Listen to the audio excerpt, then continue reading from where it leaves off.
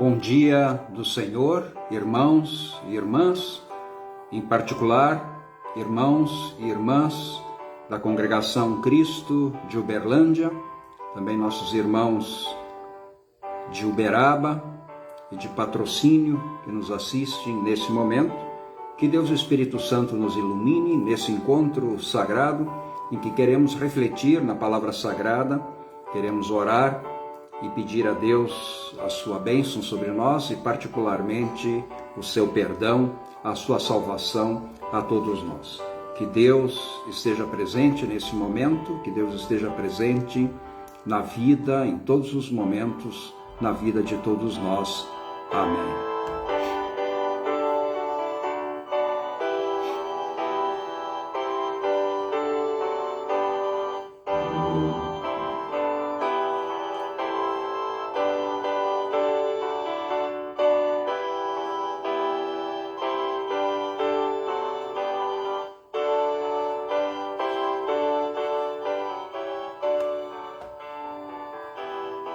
Os céus proclamam a glória de Deus, e o firmamento anuncia as obras das suas mãos. Esse é o primeiro versículo do Salmo do dia, que é o Salmo 19. Esse é o primeiro versículo do Salmo 19.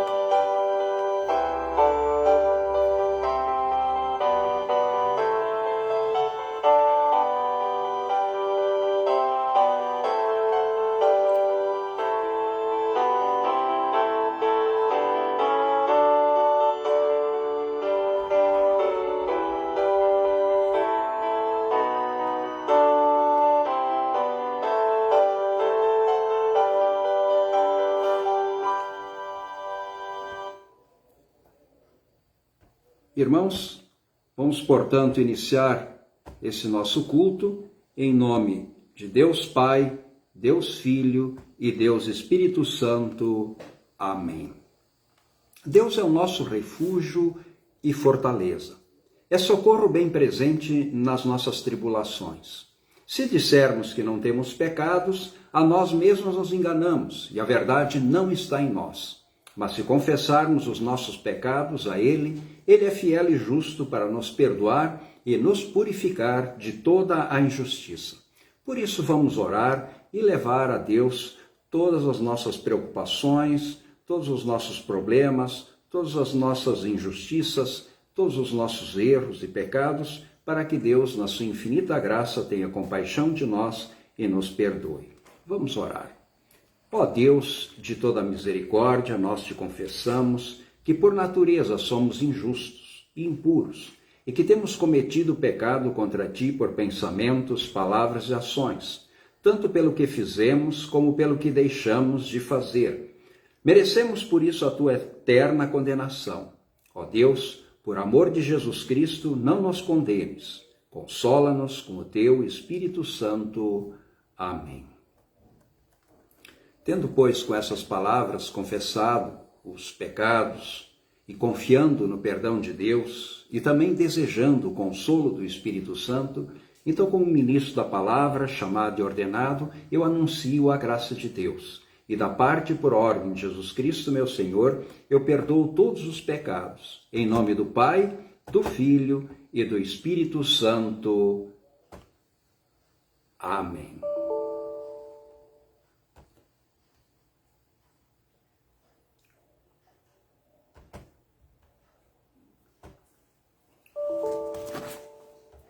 Nós queremos ouvir também o Salmo escolhido para esse domingo, que é o Salmo de número 19. Salmo 19, os versículos 1 a 6. Salmo 19, versículos 1 a 6. Nós vamos fazer essa leitura na linguagem antiga, na linguagem tradicional de João Ferreira de Almeida. Salmo 119, versículos 1 até o versículo 6. Os céus proclamam a glória de Deus e o firmamento anuncia as obras das suas mãos. Um dia discursa a outro dia, e uma noite revela conhecimento a outra noite. Não há linguagem, nem há palavras, e deles não se ouve nenhum som. No entanto, por toda a terra se faz ouvir a sua voz, e as suas palavras até os confins do mundo. Aí pôs uma tenda para o sol, o qual, como noivo que sai dos seus aposentos, se regozija como herói a percorrer o seu caminho.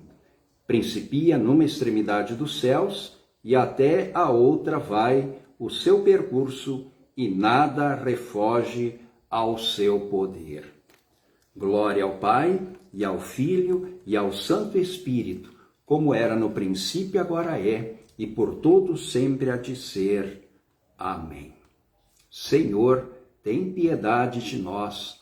Ó Cristo, tem piedade de nós. Senhor, tem piedade de nós.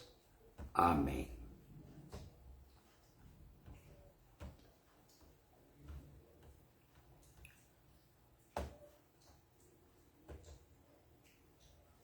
Ó Deus, em tua infinita graça, derramaste sobre todos nós o teu amor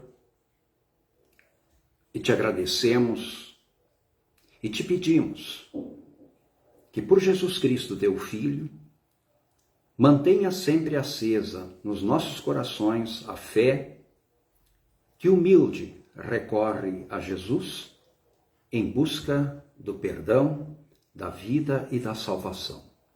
Nós te suplicamos isso mediante Jesus Cristo, esse mesmo teu Filho, nosso Senhor, que vive e que reina contigo e com o Espírito Santo, um só Deus, pelos séculos sem fim.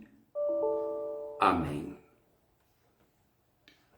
Nós queremos fazer as leituras, a primeira delas do Antigo Testamento, que nós encontramos no livro de Neemias,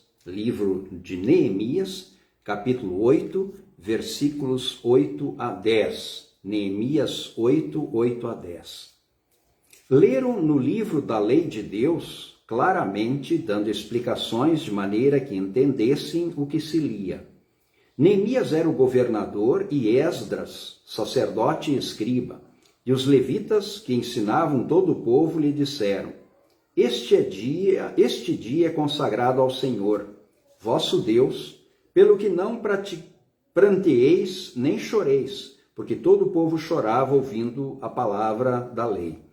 Disse-lhes mais: Ide, comei carnes gordas, tomai bebidas doces e enviai porções aos que não têm nada preparado para si, porque esse dia é consagrado ao nosso Senhor. Portanto, não vos entristeceis, porque a alegria do Senhor é a vossa força.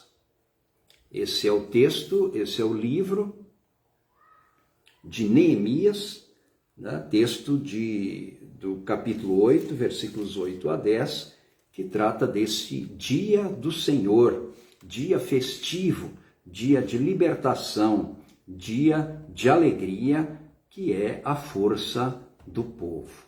Nós queremos também ler do profeta da Bíblia Sagrada, a segunda leitura bíblica, que encontramos em Efésios, no capítulo, Coríntios, 1 Coríntios, capítulo 12, versículos 27 a 31. Nesse texto, Jesus, ele compara a sua igreja, compara os filhos de Deus com um corpo formado por membros, onde um membro completa o outro, para que assim o corpo funcione de forma harmônica e perfeita. Assim também com o corpo de Cristo, que é a igreja, que é cada um cristão, cada um que crê, que tem fé, que confessa Jesus, que confessa o credo apostólico e precisa viver uma vida de cooperação. Aliás, isso ficou muito claro quando Deus criou o homem.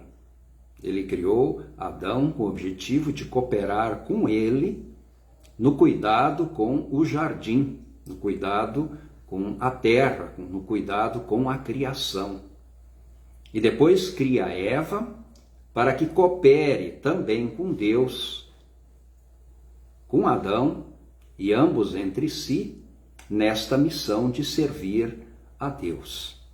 Por isso, cooperação é o grande objetivo por trás da criação de Deus. E cooperação é a grande renovação espiritual que Jesus realiza nos seus.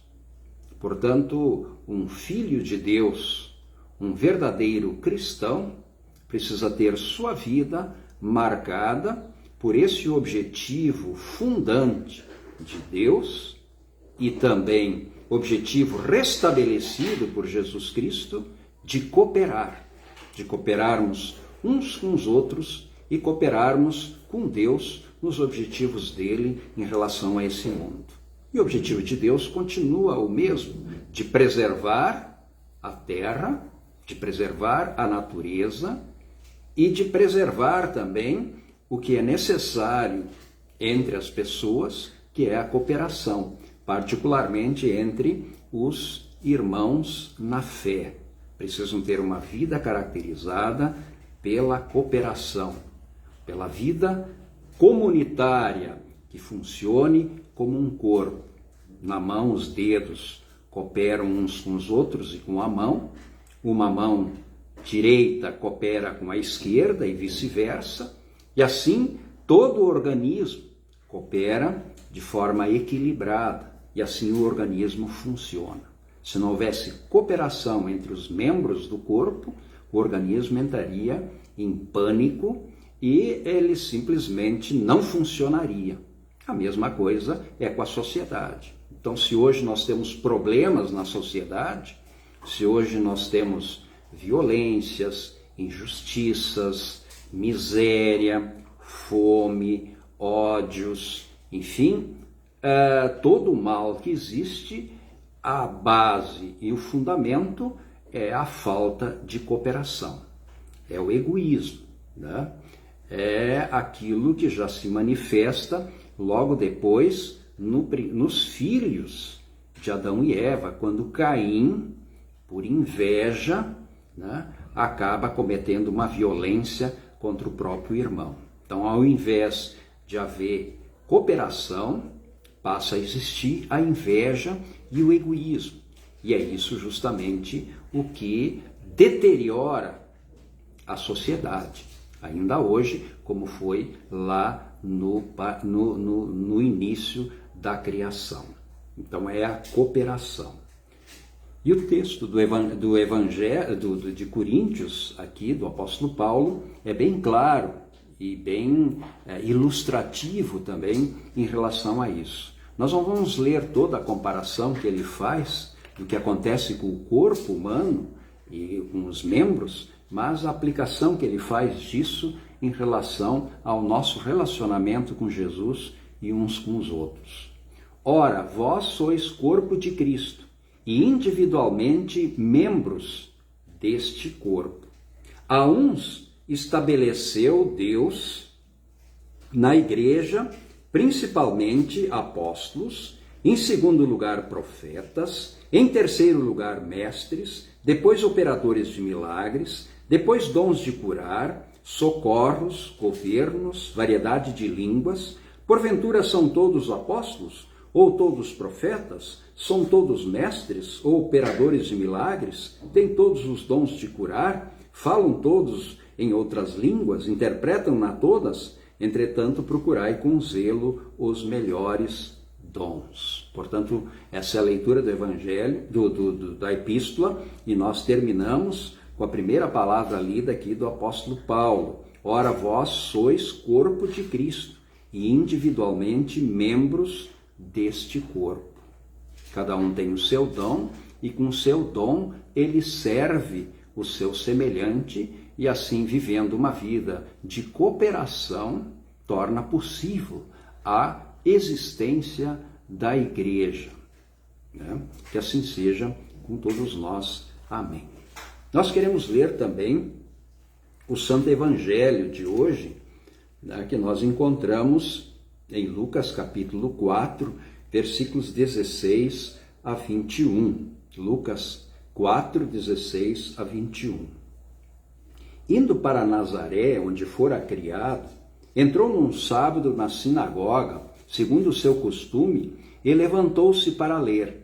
Então lhe deram o livro do profeta Isaías, e abrindo o livro, achou o lugar onde estava escrito: O Espírito do Senhor está sobre mim, pelo que me ungiu para evangelizar os pobres, enviou-me para proclamar libertação aos cativos e restauração da vista aos cegos, para pôr em liberdade os oprimidos e apregoar o ano aceitável do Senhor. Tendo fechado o livro, devolveu-o ao assistente, sentou-se, e todos na sinagoga tinham os olhos fitos nele. Então passou Jesus a dizer-lhes: Hoje se cumpriu a escritura que acabais de ouvir. Assim termina a leitura do Santo Evangelho. Nós queremos confessar a nossa fé nas palavras do Credo Apostólico. Creio em Deus Pai Todo-Poderoso, Criador do céu e da terra, e em Jesus Cristo, seu único Filho, nosso Senhor, o qual foi concebido pelo Espírito Santo, nasceu da Virgem Maria, padeceu sob Pôncio Pilatos, foi crucificado, morto e sepultado. Desceu ao inferno, no terceiro dia ressuscitou dos mortos, subiu ao céu e está sentado à direita de Deus Pai Todo-Poderoso, donde há de vir a julgar os vivos e os mortos. Creio no Espírito Santo, na Santa Igreja Cristã, a comunhão dos santos, na remissão dos pecados, na ressurreição da carne e na vida eterna. Amém. Queridos irmãos, nós queremos rapidinho refletir algumas coisas sobre o Evangelho que nós acabamos de ouvir, em particular esta palavra de Jesus, onde ele lê as Escrituras, aplica essa leitura à sua própria missão aqui no mundo e fecha o seu discurso dizendo: esta palavra hoje se cumpre. O Espírito do Senhor está sobre mim, pelo que me ungiu para evangelizar os pobres, enviou-me para proclamar libertação aos cativos, restauração da vista aos cegos e para pôr em liberdade os oprimidos e apregoar o ano aceitável do Senhor. Nós temos